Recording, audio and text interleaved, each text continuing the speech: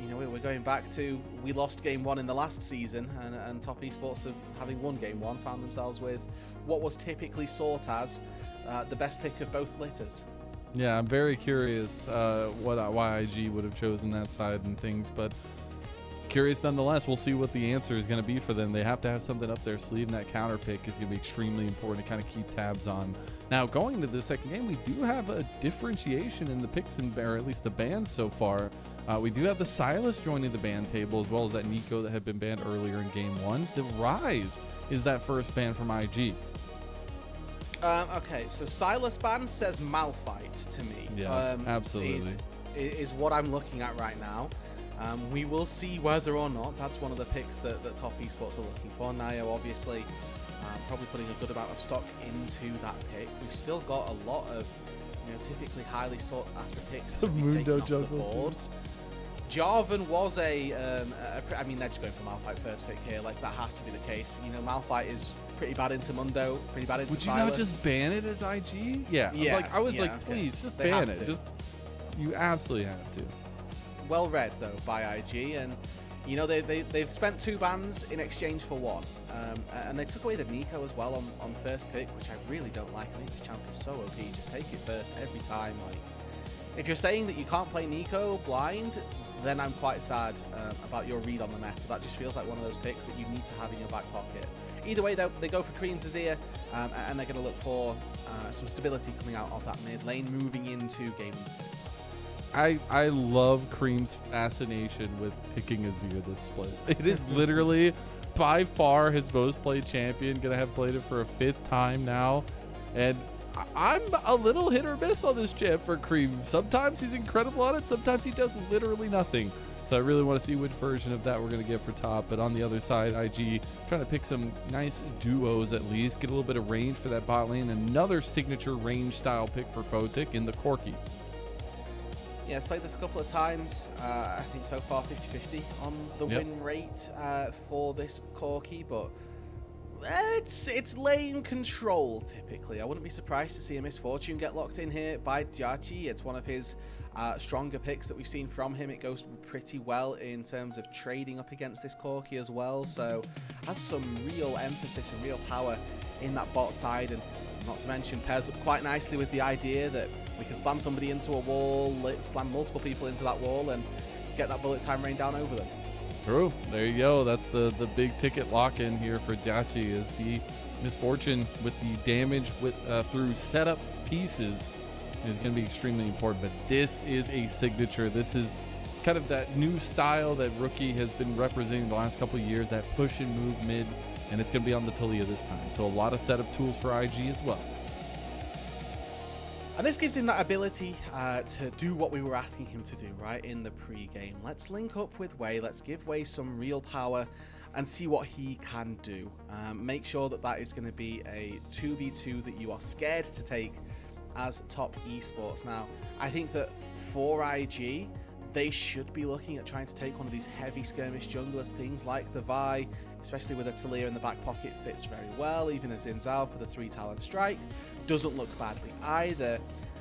And try to get some of that really lethal 2v2 power down as well, especially with the Renekton in the top side as well. You've got so much early game control out of this IG composition already, and with the Corki backing that up in the bot side, feels like so far IG are all gas, no brakes. If they go for something that can continually put down pressure in the jungle, that's just going to emphasize that potential even higher. And that's what Top Esports were expecting as well. They ban away that Nocturne to just make sure there can't be that initial engage coming through from Jwei. See if there's going to be other tools they want to focus on in the jungle. But the Gnar and the Aatrox were the bans of IG.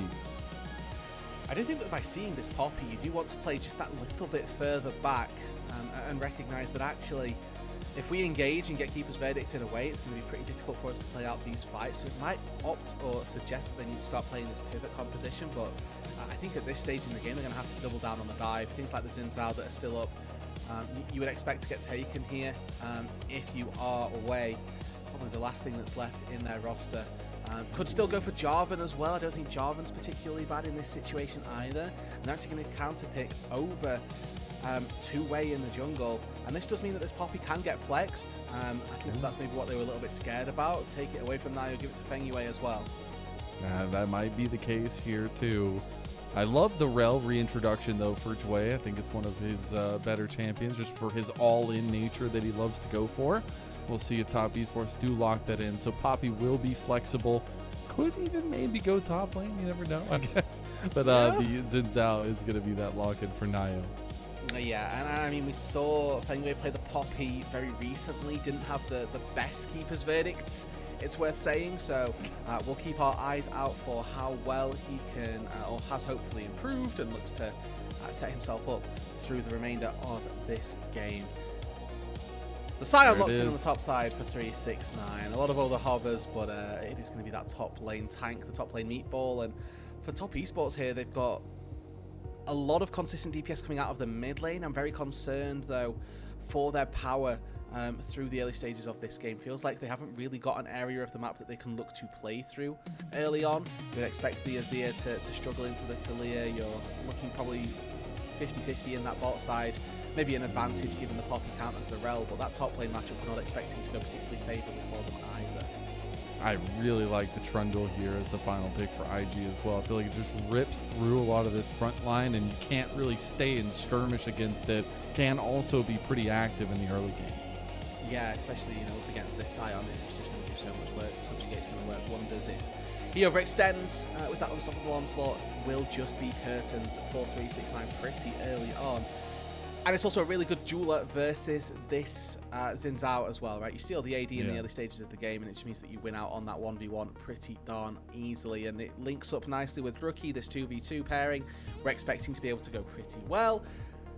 That being said, how well does this IG composition do as we move super late on into the game? If they can get access to Creme, then it works really well. If they can't get access to Creme and he can position nicely, keep himself safe, then I expect him to be able to go pretty crazy in the mid lane. I'm very curious if IG are going to have that kind of comeback in the series. Gives 3 games. That's what I expect in the Shinobi Wars. That's what I live for. But it was a situation where that decision-making in game number 1 really made me think a little bit higher of top esports. So even though I feel like their comp is a little bit more execution-based here and try to figure out how they can combat this early game against IG, I give them the benefit of the doubt, and I see a lot of similarities with that game number 1 with some of the execution that can be found in this game number 2. But I still do really like this edition of IG a little bit more than that game 1, and we'll see if they can bring it home, get us to 3 games in this game 2.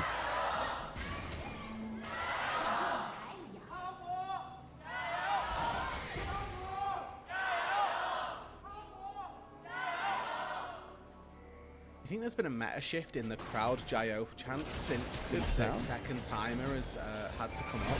It's like the respawn timer on minions is lower, so... I know, right? They got to get it quicker, but it works out beautifully, so far at least. Because before it would happen, and then you'd have like a minute and a half before anything happened on your game. But now it goes JiaQi's into just 2v2 action and bot lane. Yeah, and Jwei here early on finds himself in the bot side of the jungle, and you can see Fengyue and JiaQi looking to really force out this Corki. Good to see that they are using this level 1 from the Misfortune to really make things work. Jwei now spotted on this ward. He's going to struggle his way through though that Raptor camp, and NaiYou in response going to walk up to this top side, but we need to look at seeing how well that prio in the mid lane and how well that prio in the top lane falls as to whether or not there's a defense. Looks like it's going to be quite easy the way to walk his way in. So he's going to take the 2 camps and go. Maybe a little bit of a differentiation there as Jwei is going to cut over to his top side. Because, again, you do not want to skirmish this Trundle early. He will win. And I think NaiYou is just going to be happy he can get out with 1. Yeah, I mean, that's a win. No doubt for Jwei. And they know that NaiYou came in here, so it's a case of trying to spot him and where it is that he went to. Any extra things that you can take here are good. Flashed in for the chomp. The double flash. NaiYou gets slowed from the chomp, though. He's going to want Creme's help, but Creme is just trying to push Rookie off the wave, going for his own kill. Luckily, the rest of IG are just going to back away. Nothing else going to come of it. That's both flashes down for the jungles.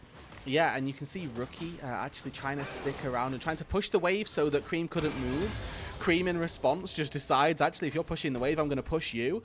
And it costs a little bit of the HP of Rookie, but it does cost a little bit of the CS of Creme as well. So we can argue who's coming out on top in that facet.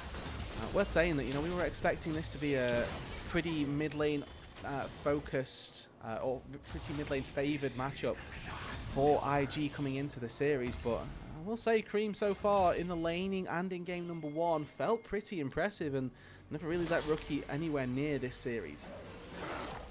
Yeah, every time they tried to make a play with Rookie, it always just seemed to be answered immediately, as both junglers will end up getting a little bit of vision down and spotted out on both sides of the map. But NaiYou is going to go for an invade here.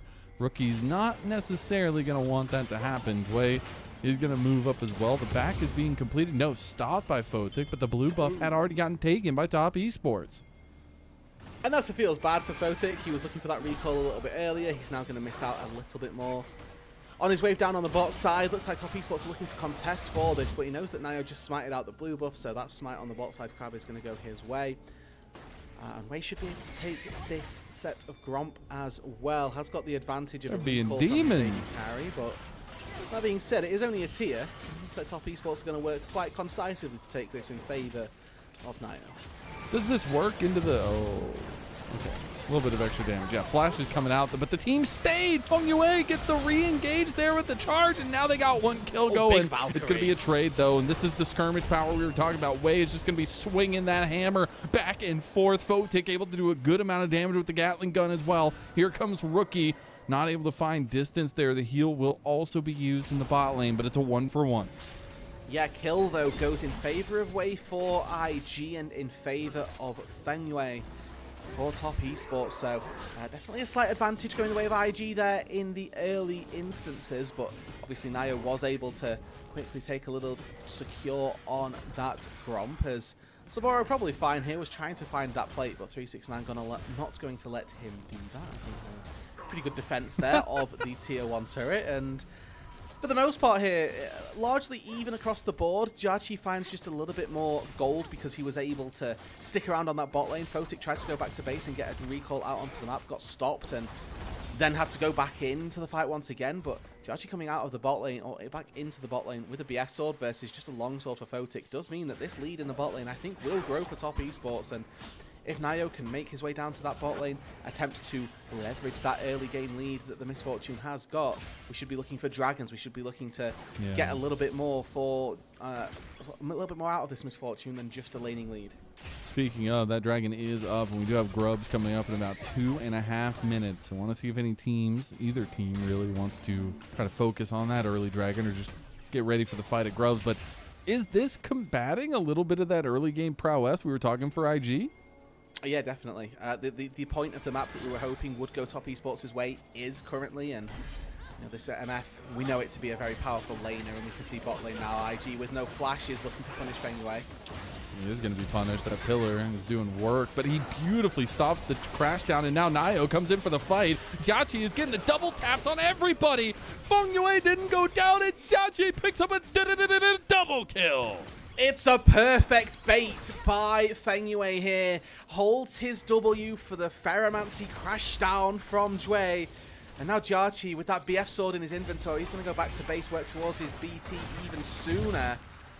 Good flick from Rookie, not enough to steal it away as NaiYou, and double TP is coming in from both supports. So it shouldn't really be anything here. Fengyue may be in a little bit of trouble, actually. All right, yeah, he's a little bit of hurt. The crash down waited for that time. Jwei can't get the kill out of Fengyue. Now Rookie gets engaged up by NaiYou.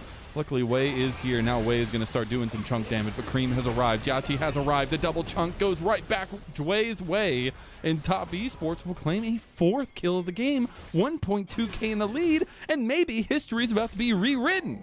And I think that IG definitely struggling their way through this. They're not playing to the lanes that have those advantages.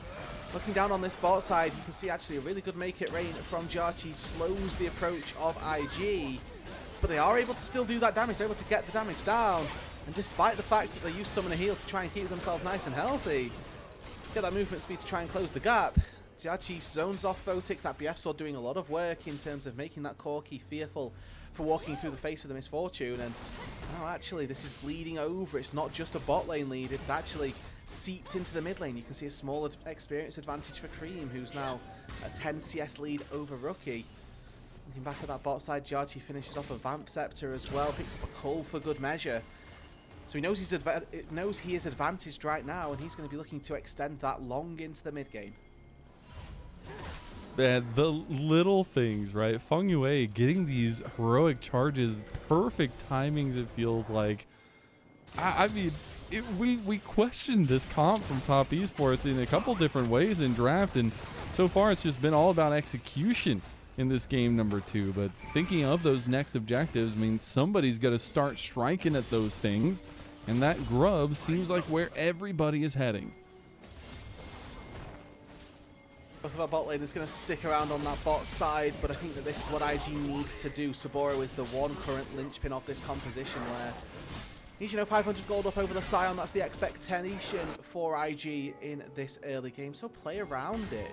You could have maybe even looked in that mid lane before it got skewed by the bot side fights. But no, now you've only really got this Renekton to try to play around, and in fairness, Soboro on this Renekton has the opportunity to take out JiaQi in these fights. The question that you have to ask is he going to be able to get access to the Misfortune through a Shurima Shuffle, through a Crescent Guard, through Poppycopter, getting everybody knocked away? Yeah. Access to the SMF and access to the Azir as this game gets later is not going to be easy for IG.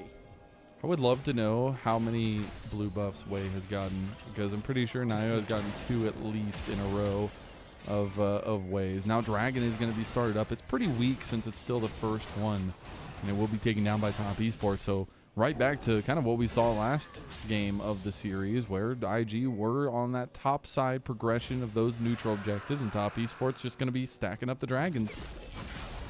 Hey, and so far so good for top again. I think as this game gets much later into the game, it's once again their composition that is going to thrive. IG are going to be the ones that struggle their way through this mid to late game. I think, yes, there's a front line for Top Esports and a little bit of a front line for IG. I think the Trundle is the X factor in this game. Can Jwei find access with that subjugate to 369, and will they have enough damage to even get through him despite that?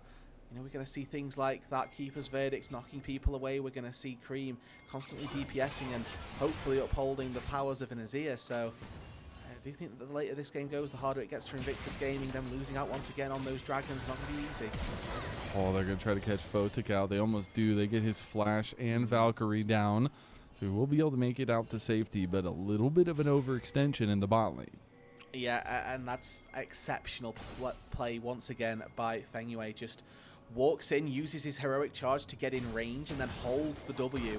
Trying to play this little game of chicken with Photic. Are you going to W and then I can stop it? Or are you going to flash and get your way out to safety? Now, I think Photic having stepped up there costs him his flash. It's good that he lives, but he should never have been in that position in the first place.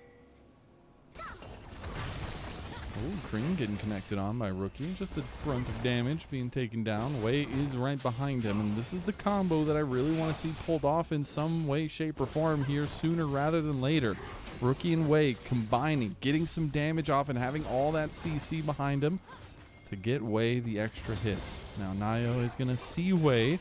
At this point, Creme is feeling pretty good about his position through this mid lane. All the trios are going to be at least present here. Fengyue is just going straight at Rookie. He was waiting to get a heroic charge back into the wall, but now he's got to be a little bit careful. That is Ghost down from Rookie, so the maneuverability around any fights that seep into the next 2-3 minutes or so not going to be as present, but you can see a little bit of topside control attempting to be taken by Invictus Gaming. Top Esports, though, immediately book it down to this bot side. Photic knows he can't step up. He's 1,500 gold now behind his counterpart, and wow, they dodged all of the vision to come down here, but it doesn't mean that they're not just going to show. That's another plate going over, and they'll just be looking to take this turret really without any consequence. And I guess that's where we can take a little bit of time to talk about this JiaQi guy, because if you didn't know him, he spent the last year on some troubled teams, that's for sure, making rounds on RNG and FPX, but he's back home now. This is the organization that he made his mark in the LDL with, and he is back in Top Esports. And while game number 1 was a little quiet from him, this game number 2 is definitely roaring loud at this point. He does a lot of damage, and as I speak about him, he's going to be in a fight for his life here in the 2v2. There's the Keeper's Verdict used. Fengyue going for Photic now, but Photic expertly dodging away from some of the damage. Jwei is going to capitalize on an overextended JiaQi. Fengyue did stick around, and NaiYou did stop the advance. The beautiful flash heroic charge. It's not enough damage, though, but NaiYou will clean the kill there. All of these fights, all of these trades, if they're not all ins, they favor top esports and they favor JiaQi. He's still got ulti to try and let one rip and stop those resets, but that's all that he's going to do here. They will be able to take this turret off the back of that, and this lead for the Misfortune continues to grow. They weren't able to find the ult, and they weren't able to take him down immediately, so he just gets to BT sustain his way up through the wave. We see a mid lane little play as Flash got burned by Rookie. Getting out of a play from Creme. I think Creme had his number there, but I'm not going to lie. I've been a really big fan of Jwei. I think Jwei has had some incredible moments. Yes, sometimes he's a little bit over-aggressive, but he's still a damn good support in the LPL. Fengyue is gapping him like the Grand Canyon at this point. Yeah, absolutely. And this is a product of counterpick, I will say. This is what happens when supporters get counterpick and use it well. I'm a massive fan of this. Poppy has long been an answer to the rel because you can never engage. So the second that you look to try and crash down on somebody, Poppy presses Steadfast Presence, you can't do anything. This is it's a known answer and it's a known problem with trying to take rel blind. It's just supporters are so infrequently happy to take this Poppy as a response. Fengyue took it once recently, and this time round he's really making it work and having a very good showing on it. I always love Poppy in the LPL. I feel like it's just so uncounterable in so many things that it can do. And now, speaking of uncounterable, it's the timers of the objective. We've got 40 seconds on the Rift Herald, 4 seconds on this Dragon. Would be second Dragon for top esports. Meanwhile, we see Soboro is just going for some proxy farming in the top side of the map. Yeah, if he's not going to make his way down to these objectives, there's not really a way for IG to take any fights. We look across the map where the leads are. It's a 3k gold lead for JiaQi. Everywhere That's else, insane. You know, little bits, dregs of gold going one way or the other. Soboro with a 500 gold lead pales in comparison to this Misfortune's advantage that she's found. And that's no real surprise. You know, 369 has reached this point where he's got enough gold, where he's got enough armor now to pretty much weather anything that the Renekton's going to do. He lost a couple of plates early on, but actually isn't going to feel too hard done by. He's now even able to get a little bit of gold back himself. And this is all because Soboro felt pressured. Okay, I probably have to walk down and try and do something around this bot side. Oh, JiaQi's 3,000 gold to the good. I can't really do anything, so now I have to go elsewhere. And it gives a little bit of free time for the Scion to just claw a little bit of an advantage back.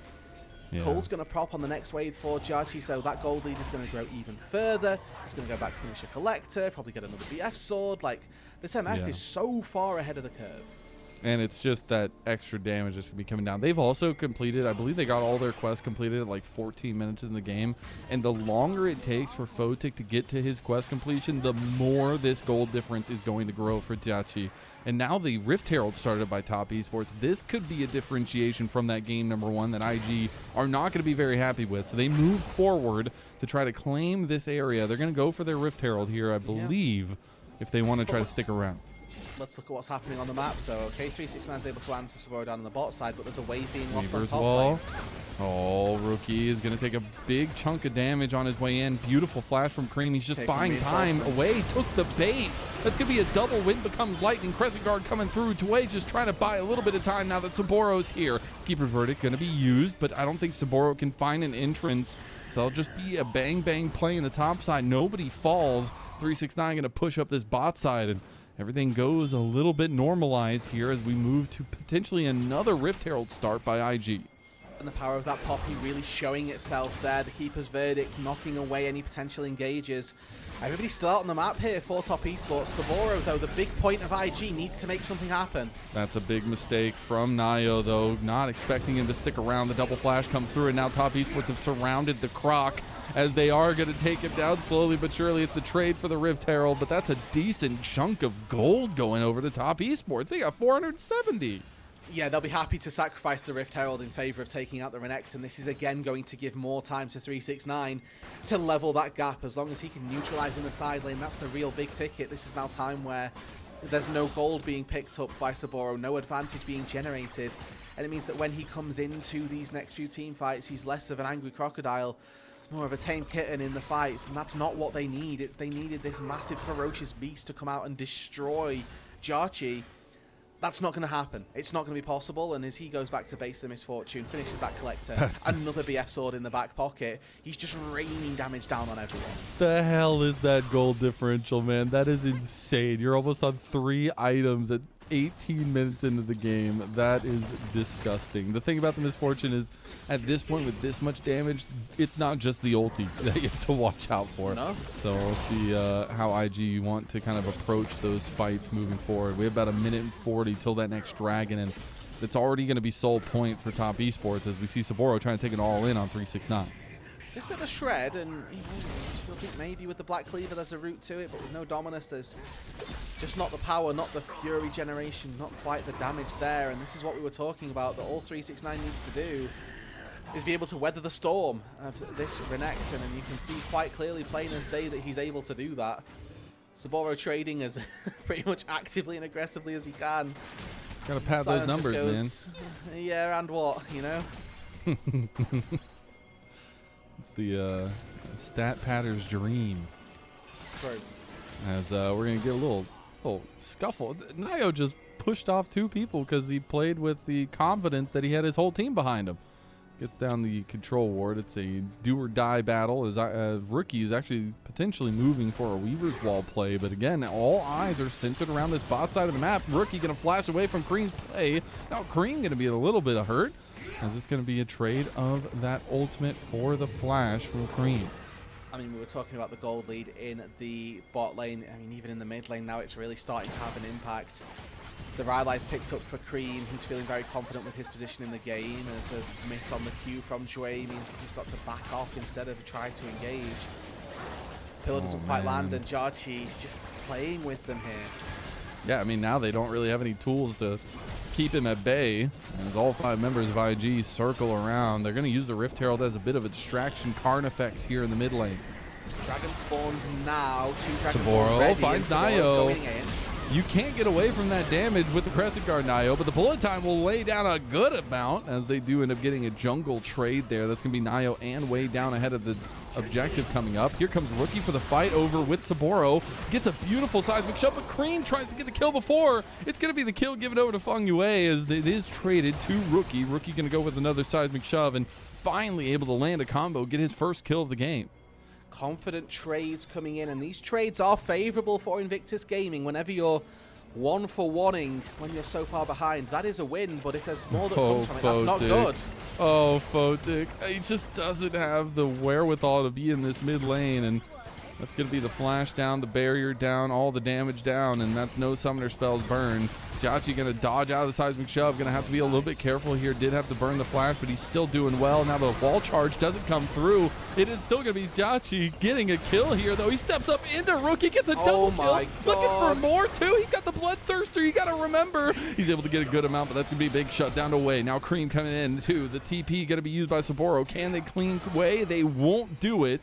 So it'll be JiaQi giving his life, going for the show play.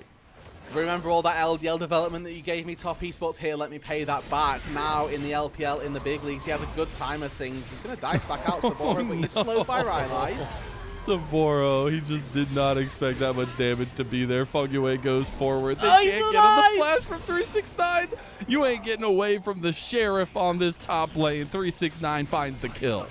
Yeah, game 1 on Ambessa. He's able to live that 3v1 this time round, though. Top esports have a much more extreme lead. There's now Jwei looking for more. They just don't stop. It's just unstoppable. It's almost like IG want this lead to continue growing because it's 7,000 gold now. 369 going to be locked down with the seismic shove. Look how much damage Creme is doing here. He is just peppering them with this Gnasher's Tooth build, and Way is about to die. JiaQi comes for the bullet time. He gets the kill too, and we are just unstoppably fighting in this game. It is Valhalla for TES and IG. And try as they might, IG cannot defend their mid-tier 1 turret. They may even lose a Baron off the back of this. And I think that Invictus Gaming, they had such a good start to this fight. Finding NaiYou using Soboro to do that looks really good, but then they get caught in the midst of the bullet time. Starting to see all the damage from JiaQi start to rain true. Good little pick by the solo laners of IG, it's worth saying. Rookie with a good heads-up play makes his way down to this bot side using the Weaver's Wall to get himself a quick pickup. And a good shutdown onto Creme. able to keep himself safe, but then JiaQi in this fight here, one seismic shove dodge, flashes away from the Q, gets enough damage down, able to constantly use these double ups, and then once again the second re-engage comes through. Rookie, seismic shove, forward steps from JiaQi, gets himself alive, looks for a return play onto Photic, who has to Valkyrie out to safety, and he's very nearly able to take Jwei out on the backside of this as well. I think Creme mispositioning one of his soldiers there as Jwei did flash out to safety, but might have been able to find that kill on the back half of it. Not to worry though, as for the most part it's just the JiaQi show. Now look at that gold lead, Mazel. You thought it was bad before, look at it now. He's almost on 4 items, and we just got second item completed there for Photic, but he is the main target. If they can find him, a lot of that damage, a lot of that lead is gone. But it's insane to me that we're 23 minutes in, and there's a 9,000 gold lead for Top Esports. They have changed the narrative of this series by having a whole-handed game number 1, and now finding the recipe to stop what IG wanted to do in the early game and find their own success in this game 2. TP is going to come down. Turret has already fallen. Soboro is in a little bit of trouble now. They're going to get some good damage down, but that's not going to be enough to chase anybody out. They're going to keep sieging on the bot side, though, Roodood. Yeah, they've still got this Baron, and they've got the Azir turret behind them to fall back to, so there's no real angle to collapse from Invictus Gaming. JiaQi here walks up, takes up like a fifth of the turret in a single auto attack. He got double up on someone else and then walk up again. It looks very good. And then he's just so fast that he gets away from the seismic shove as well. 369 is pushing this mid lane. Turret plates are falling left and right. It's over 10,000 now in Top Esports. They lost that first series in the first round robin against IG, but they will not let that be the case here. They know it's do or die pretty much from here on out, and they're trying to put everything on the line as JiaQi is still holding bullet time on top of the Emperor's Divide. He has not been stopped. Soboro's one job does not go to completion, and a double kill comes through for JiaQi yet again. This guy is earning his place in the stardom of Top Esports with a triple kill. Go ahead and give him the quadra. Come on, get him one more. He's going to walk for it. JiaQi trying to go for it. It is going to be NaiYou that gets it, so no Penta today, but Top Esports will change their fate as they move forward positively into the second round robin and are trying to inch their way into that top 4 conversation. Try as Rookie might, he's not going to be able to clear these minions, and Top Esports with the double up on these turrets are going to be able to take it all the way. NaiYou fell for the sins of Top Esports, but IG will fall for the sins of themselves. They did not respect this Top Esports team, and they have been beaten. Top Esports start their second round robin with a win. Yeah, and a 2-0 win, a convincing win as well. Now up against IG, that's a really big boost for them, because if they're winning so convincingly against IG like this, you start to think, well, what can they do against the teams that are that ladder above, that rung above on the ladder of Invictus Gaming? Your Weibos, maybe your ALs who are looking a little bit shaky. Can Top Esports actually start taking sets up against those bigger teams? That battle for top 4, the ability to not have to go through the play-in stage is going to be so desperately sought after. And if they make it work, if they can continue with this trend of actually very, very solid game plans and solid gameplay as well, hopefully they can make that top 4 as well. And that's such a redemption for Top Esports after losing a heart-wrenching series against AL last night, to come back and get a 2-0 in this style and move themselves up in the rung of the ladder. You know, all of these series matter so much for that top 4. Bottom 2, you have to go into that play-in, playoff, and fight for your life to get into the playoffs themselves. Whereas if you make it to that top 4, you are already in the playoffs. And I know all these teams are looking for it. They are now in the thick of things. They're with IG, with Weibo, and getting a little bit closer to JDG after they had lost. So it's getting closer and closer. And the biggest thing we have to think about for these teams is moving forward, right? You have Weibo coming up for Top Esports and AL coming up for IG. So it's not like the pressure backs down at all. You're in Group Ascend after all.